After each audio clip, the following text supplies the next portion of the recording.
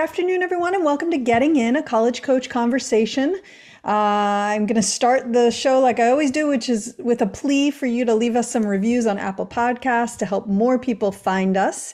And as I always say, but I think is always true, we have a wonderful show planned for you today. In one of our later segments, we're going to be talking about appealing and negotiating for more aid. I don't really know who doesn't want to hear more about that. Certainly was something I was very focused on when I was working on this with my own son. So we're going to be talking a little bit more about that later in the show. But first, testing. So much, as usual, going on in the world of testing. And joining me as our somewhat resident test expert is Megan Stubbendeck. She's CEO of Arborbridge, which is one of our partner test prep organizations, and the one that I entrusted to work with my own son, the aforementioned child who went through the process recently. Hi, Megan.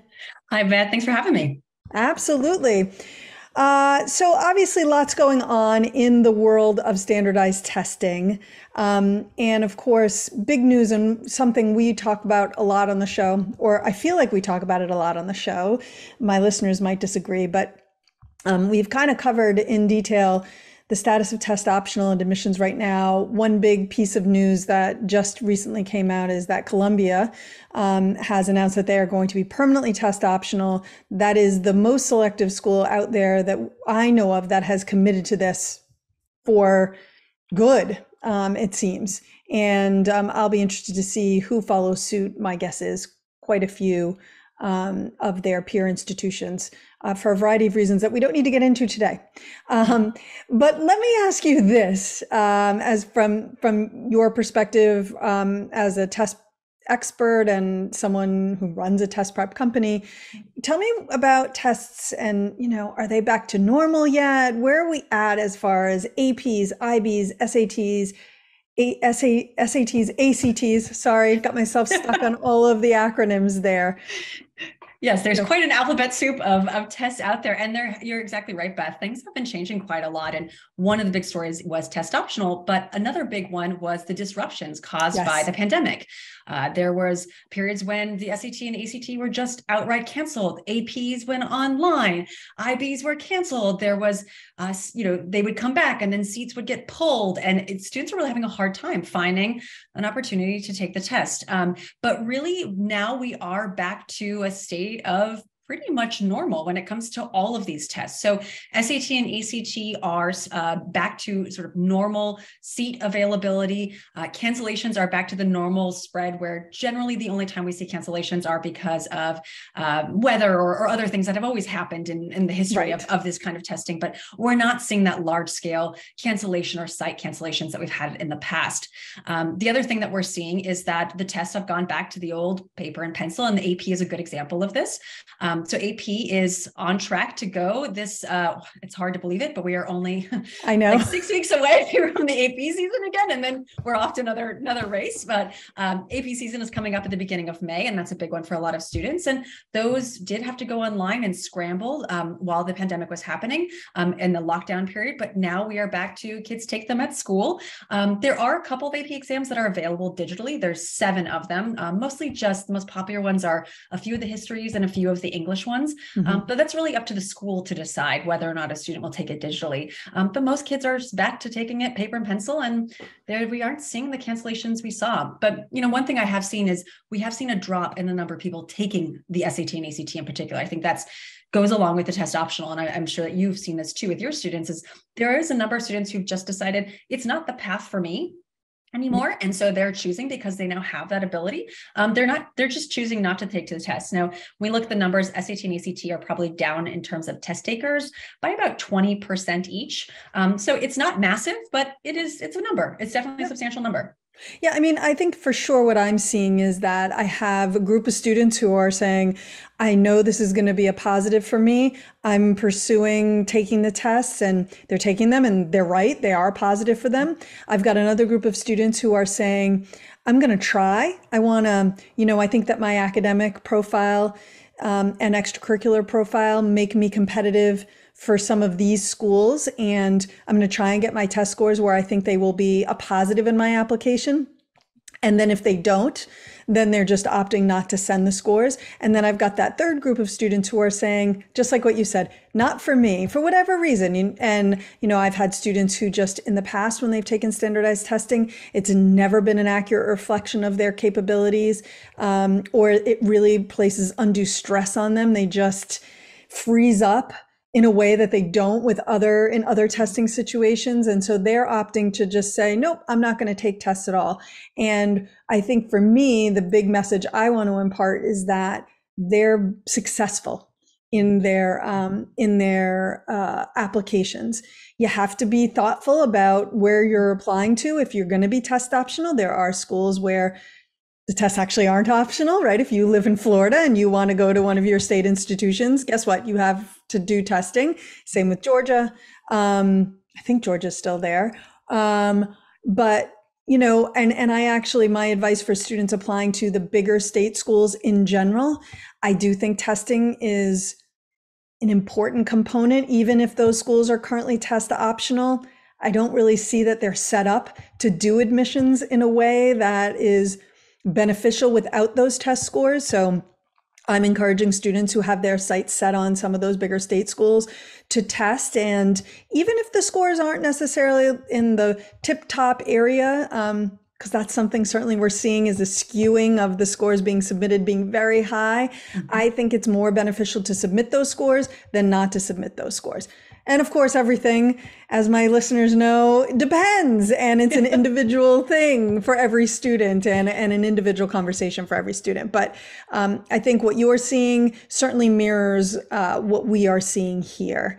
I was curious to get your thoughts on whether, we just talked about scores skewing high. Are you seeing that? Are you seeing students scoring, a lot more students doing really well? Are you seeing a lot more students doing poorly due to pandemic learning loss? What's your sense of how all of this is impacting scores themselves? Yeah, that's a really interesting question. And I think one of the first things that is to kind of take a macro view, and the studies that have been done, ACT actually came out with a study recently and showed that overall, in terms of test takers, scores are actually dropping. The average score hit a 30-year low with the class of 2022. So last year's seniors had the lowest score in 30 years, which is quite a lot, especially when you think about or consider that many kids are already opting out who know they're not going to score well on this exam. So that's a telling number. And essentially what happened is leading up to the pandemic for about 5 years, the average score nationwide was around a 21, and it dropped to a 19.8 last year. So that is something that all of us in education are cluing into and realizing there might be some things here we need to deal with. Now, ECT, and we agree with this, is it's not just the pandemic. There's all sorts of systemic things that kind of led to that moment, but the pandemic helped to accelerate it. And so we're seeing as a whole that is a trend. Now, what I'm seeing in sort of with the students we're working with and on a case-by-case basis is that it really does depend on a case-by-case basis. Right. Every student's experience in the pandemic was different. The skills they went into the pandemic were different than the skills of other students. And then the ones they came out with might have been very distinctly different in their experiences. And so we are seeing some fluctuation, but we're also seeing that things like test prep and sort of supports, kids can get back pretty quickly, the things that they're missed, at least that would affect SAT or ACT, particularly in things like the math, the science, and the English. Reading's a little bit harder to move. It's always been the hardest, and it's the hardest one. It continues to be because there was quite a lot of learning loss in reading over the years. But in general, we are seeing when you're talking about those students with higher and higher scores, I think for us, what we're seeing is that's in terms of what the colleges are reporting, in terms of the students who report scores to them, because students are, hiding scores or not sending the scores if they aren't that good. So you can kind of get a different story depending on the lens you use to look at it. Yeah, exactly. And I think that's a good point. One thing I do want to say to students and parents out there is that colleges are looking at what you send and not making assumptions about what you don't send. So while certainly, I guess you could say, oh, this student must not have done well. Well, for all the college knows, you didn't take them at all. They don't really have a lot of time to parse what you may or may not have done or may not have gotten. They're looking at what they have. Oh, you didn't submit scores? Okay, great. We're going to consider your application without the scores. Not, oh, okay, great. We're going to consider your application without the scores, and we're going to give you a demerit because we think you probably didn't do well on them. That's not happening. And conversely, if you're submitting your scores and they're great, then awesome. They're looking at your application and they're saying, okay, here's a student who does well in testing, and this is another positive piece to the application. Great, but it's never been everything, and it continues not to be everything. And if anything, it's less than everything now, because not everyone is submitting those scores. And again, the colleges, the private colleges who have larger staffs and have always read more holistically, are much better equipped to handle this than, in my opinion, than the larger state schools, which is why, I give that information. Are you seeing, so for the students that are coming in for doing test prep, you mentioned it's harder to move the needle on the reading and learning loss on the reading side, right? Because I think probably, unfortunately, I fall into this category. I read less because I'm on my phone more, which is so irritating on so many different levels. For me personally, I love to read, and yet I get sucked into this scrolling thing. What advice do you have for families who maybe the student is young or possibly a rising junior, the gamut? Any advice on how to get them in a better place to do better on the verbal sections of the SAT or the ACT? Yeah, so I would say two parts of it. I would say don't worry about the grammar part. The grammar parts of both exams are really easy to learn. The 30 rules, either through test prep or through a book that you sit down with that is geared towards the exam. You can get those in a month or two, a couple of weeks. Any student can do that. And honestly, those are the sections of the test, the English section of the ACT and the writing section of the SAT, that are the fastest and easiest to move always. So generally I say when they're sort of young, don't worry too much about that. That can just be the last icing on the cake in the process. Sure. It really is that reading part, the reading skills of being able to sit with a text that's a little bit long, that's a little bit boring, because let me tell you, all of them are pretty boring, even for me, but longer, boring, and have higher level vocabulary than a student might find on, Instagram or other places that they're looking TikTok. at. TikTok. Yeah, TikTok. Instagram. That's a mom thing. It's not for the kids anymore. Exactly. So. And even things like TikTok are primarily visual based. There's not really any text to it. And so even as we see students going further and deeper into new platforms on the internet, each platform, it feels like every generation gets less and less text and more visual, which is the exact opposite of the test they're going to see when it comes to SAT, ACT. So really kind of to get them back on that train, we recommend students, we actually have a list on our blog at arborbridge.com of a number of pieces of reading, sources for reading. So a great example would be long form essays through things like the New York Times, the Washington Post, that sort of boring, dry reading that students hate to do. Pick a topic that they do like and find an article from those sources that is engaging for them to get started with, and then incrementally make it something they're not really excited about. Other places would be many of the novels and things that they read at school, making sure that they read those things. Maybe choose another novel that's on a topic that they do like, really expanding their literature knowledge, because there is, and we're going to talk about in a minute, there's some changes coming to SAT, and we're going to see more and more of that literature kind of feel. And then other places that are helpful are, there are a series of academic journals that are free that students can read just a snippet from. They don't need to read an entire 40-page article, just a page, just to practice. That's enough, because that's as long as the passages will be. And then at the same time, it's just doubling down on school reading. Do the reading that is assigned in school. I know so many students who skip it, kind of skim it, don't pretend they read it. That's not going to help. Do as much of that as they can. Right. Get that practice. And so let's say you're reading one of those 40-page academic journals or scientific journals. What do you do with that page? How do you test that you are reading it well, and are there things that students can apply while they're reading it that will be useful when it comes time to take one of these two tests? Yes, absolutely. One of the main things is to check your own understanding. Check yourself at each paragraph. Do I know what this paragraph is about?